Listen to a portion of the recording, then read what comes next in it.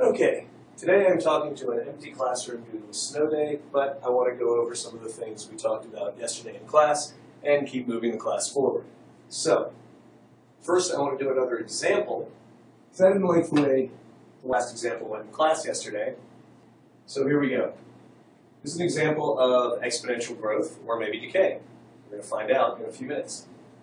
The example I'm going to do is a bit of a messy one, messier than anything you would have been asked to try in the homework.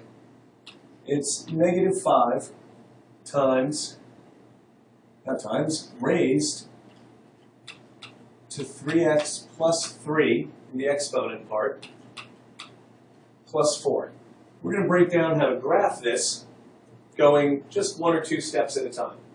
First thing is, we need to correctly identify our vertical stretch, our horizontal compression, our counterintuitive left-right shift, and our intuitive up and down shift.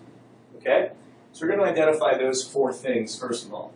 Before we do that, I'm going to rewrite our exponential growth or decay problem a little bit differently. Changes in notation are often the key to seeing what's really going on. Don't forget to always factor whatever's in front of your x if you need to find out about a left-right shift, because that's where you're going to find that information. So once again, to review, your vertical stretch, your a value, that's always that thing sitting outside the function, being multiplied by the function, sitting outside and being multiplied. Your b value, your horizontal compression, that's always your coefficient in front of your x. But we should always factor it because our k value, this whole thing in parentheses, is your x minus k. All right? So this k is only accurate if you have 1 times the x. If the coefficient is just 1, so we have to factor our b out. And I just wrote a k where I meant an h. I apologize. That didn't help. Let me try that again. Our h value is inside with the x, but only if it's 1x. Then it tells you your left-right counterintuitive shift. And sitting out here all by itself is the k value that's outside your function. Going a little backwards for those of you who don't remember this, but these numbers come from the behavior of every single function, which can always be written, sometimes on the second try. Every function can always be rearranged eventually to look something like this, where you've got your vertical stretch. You can never write this too many times.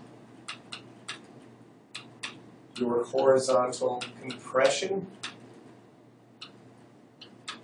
Your counterintuitive left-right shift, and your intuitive up-down shift. By counterintuitive, I mean this +1 over here is going to mean a shift of 1 to the left on our graph. This +4 on the outside is intuitive, and it's up-down. It will mean shifting this 4 units up. Once again, to go back, your a, some of these values aren't obvious in the original function. The fact that this is -5, well, you have to rewrite that as -1 times 5 to see that your a value is going to be -1. You can see that your b value is going to be 3 without rewriting it, but you're not going to get the h value correct unless you factor the 3 out. Your h value is actually -1. You also have to remember that it's a counterintuitive shift. That's why we write it as x minus h over here. I think I just said k again, but I meant h. So if I see a +1 here, that means my actual h value is -1, and your k value is 4. If anyone outside of this class is watching it, and this is your introduction to those concepts, that was a rushed and not very good introduction, but for those of you in class, that should have been, I hope, a helpful review, because you've all seen that before. So, now that we know these things, one more thing I want to know, and that is the parent function, the simplest version of exponential growth with 5 as its base. As I said in class yesterday, I'm very, very interested in just 3 points. I'm interested in more than that in general, but for now, I'm really fascinated by these 3 points. The negative 1 is 5 to the negative 1 is 1/5. Raise something to a negative 1 exponent, you get the reciprocal. 0 is 5 to the 0 is 1. And when x equals 1, anything raised to the first power is itself, so the y value is just 5. This is my parent function. If I graph this, this is the simplest version of y equals 5 to the x. And I like to have these points figured out before I start applying the transformations. The next transformation I'm going to apply is the ones that stretch and compress, the non-rigid transformations. The ones that involve multiplication, which makes sense. Order of operations, multiplication comes before addition or subtraction. So, A and B, what I'm going to do next in blue down here, so I'm just going to look at y equals negative 1 times 5 raised to the 3x. And here's what that would look like. Okay, the points I'm interested in now are still these points, but this is what's getting changed. This horizontal compression I'm talking about, this means I take all of my x values on the parent function and I divide them by that number. So I'm going to divide them by 3. So I'm now looking at negative 1/3. Well, 0 divided by 3 is still 0, and positive 1/3. Because I divided this 1 by 3.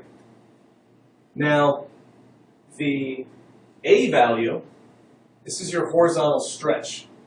And the a value I said is negative 1. So I'm going to take my y values from the parent function, and I'm going to multiply them by negative 1. So I'm going to multiply these by negative 1, that column, and I'm going to get negative 1/5, negative 1, negative 5. Okay, so this is what happens if I just apply the non-rigid transformations, the things that distort the shape of our original parent function, either by stretching it vertically or compressing it horizontally. Stretching should make some intuitive sense, I hope, that stretching involves multiplication, and compressing would involve division. All right, now, lastly, I'm going to apply what we call the rigid transformations, the shifts up, down, left, right, the ones that do not change our shape. Well, they don't change this shape anyway. Let's see what that looks like. So here in red, I'm now going to find my 3 interesting points on y equals negative 5, written as negative 1 times 5, raised to the 3x plus 3, written in factored form as 3 times the quantity x plus 1 plus 4.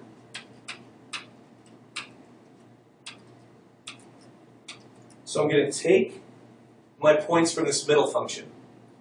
For the parent function, we applied the multiplication and division. I take these new points, and to the x values, I'm going to apply my h value. I'm going to subtract 1 from each of them. There was a plus 1 in the problem, but it's a counterintuitive shift. So my actual shift is minus 1. This thing is moving to the left. Negative 1/3 minus 1 more is negative 4/3. 0 minus 1 is negative 1. 1/3 minus 1 is negative 2/3. So this is what happens when we subtract 1 from the x. My k value, my intuitive up and down shift, that tells me I'm going to add 4 to to my y values, since y signifies up and down. Which y values? The one from the middle, the ones to which I've already applied the a and the b, the stretches and compressions. So I'm going to add 4 to negative 1/5, and that's going to get me positive 3 4/5. I'm going to add 4 to negative 1, and that should get me positive 3. I'm going to add 4 to negative 5, and that is going to get me negative 1. Now, it's a little bit cluttered up here, but this in red is the information that I want. Let's check to see if I'm correct. Okay, so now we're looking at Desmos, and what I've done is I've gone to the page where I keep our generic exponential graph. I haven't specified a, b, h, or k, or even the base of our exponent. I can do that here with the sliders, but I have put in 3 vertical lines to represent the 3 points we were interested in on our last graph, which I don't currently have up, but were x equals negative 4/3, x equals negative 1, and x equals negative 2/3. So now let's see. I'm going to click on the points of intersection, and I'm going to see if these y values, there's my negative 4/3, my negative 1, my negative 2/3 for x. I'm going to see if these y values become the ones we predicted as I change this to the problem we just did. So first I need to change the base of my exponent to 5. All right, notice the exponential growth becoming more pronounced. This thing is now growing faster. It is exponential growth. A is negative 1. Okay, so there it is reflecting around the x-axis. That's what happens when you change this coefficient in front of any function. B, I said, was horizontal compression. So what happens is you can see the shape changing, becoming more compressed horizontally as I change the b value, the number inside my function here, the coefficient of x, to 3. H is our counterintuitive shift. The original function was x plus 1. I have subtraction put into my function here. So if I change h to negative 1, it doesn't really look like it, but you are seeing it move to the left. So from there, it looks like it's curling, but it's not really. That's just what it looks like when it slides. So we slide this over to negative 1. And then lastly, k. And notice k also changes our asymptote. K is our intuitive up-down change, and it changes how high the function is. And the points we were expecting before were positive 3 and 4/5, which is the same thing as 3.8. 3 at for y corresponding to negative 1 for x, which we have, and negative 1 for y when x is negative 2/3. So we have correctly graphed y equals 5 times, I'm sorry, y equals negative 1 times 5 raised to the 3 times x plus 1 power plus 4 sticking out by itself at the end. Hope that's helpful.